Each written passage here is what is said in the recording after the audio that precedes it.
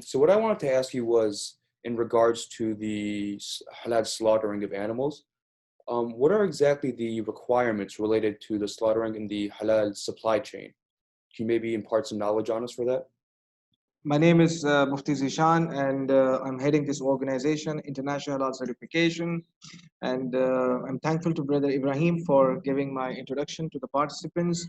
By qualification, I've done my specialization in Islamic jurisprudence. My major was in halal foods and pharmaceutical ingredients. Associated with this organization. In fact, I'm the founding member of this organization as well, International Halal Certification. I have been doing audits of halal in different industries, which include food processing, meat processing, personal care products, cosmetics, pharmaceuticals, and all the sectors which come under the umbrella of halal.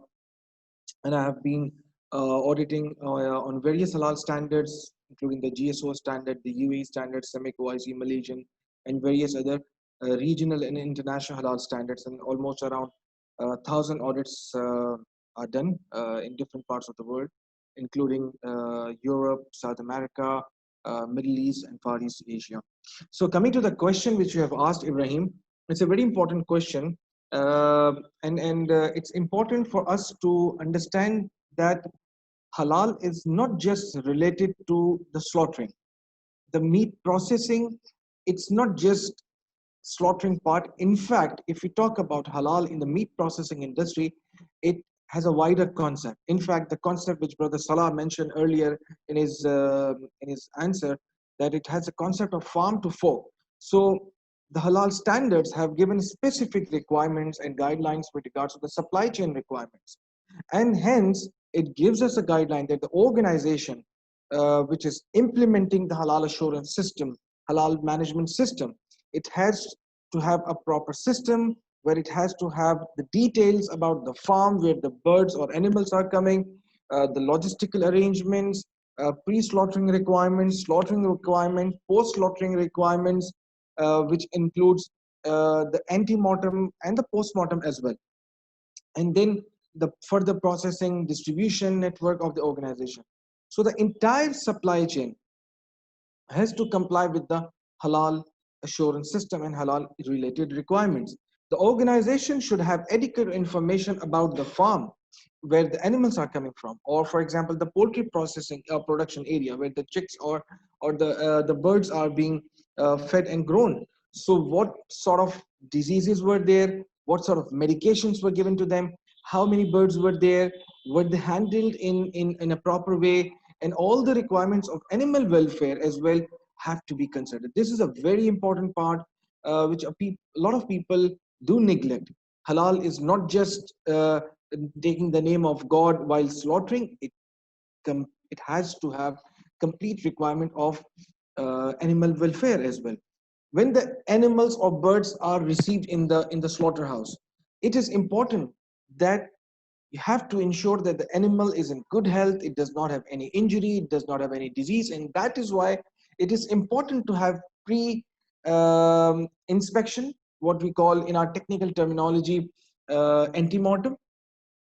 The animal husbandry expert or veterinarian doctor has to inspect each and every animal, each and every bird before it's taken to the processing plant and to the lairage area, to ensure that it does not have any disease and it might not contaminate the other animals, or the meat eventually is not going to be harmful for human health as well.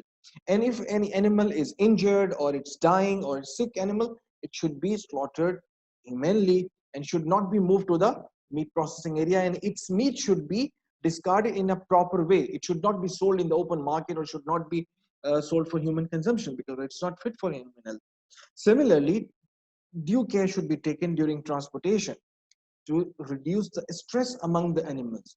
And it is important to ensure that you load the animals in the vehicle up to the capacity only. Should not be overloaded. What we have observed in various parts of the countries and in different countries as well, that the people who are carrying the animals, just to save their costs, they overload the animals, and hence we have observed that few animals die, few get injured, and it is a very bad situation for animals. So it should not be done. It's not allowed. And that is where the organization's halal assurance system steps in. It should have a criteria, a specific protocol, a procedure, standard operating guidelines, that how many, for example, chicken, poultry should be there in each carrot, or how many animals, if it's cattle, if it's mutton, or whatever the species is, should be carried in each vehicle.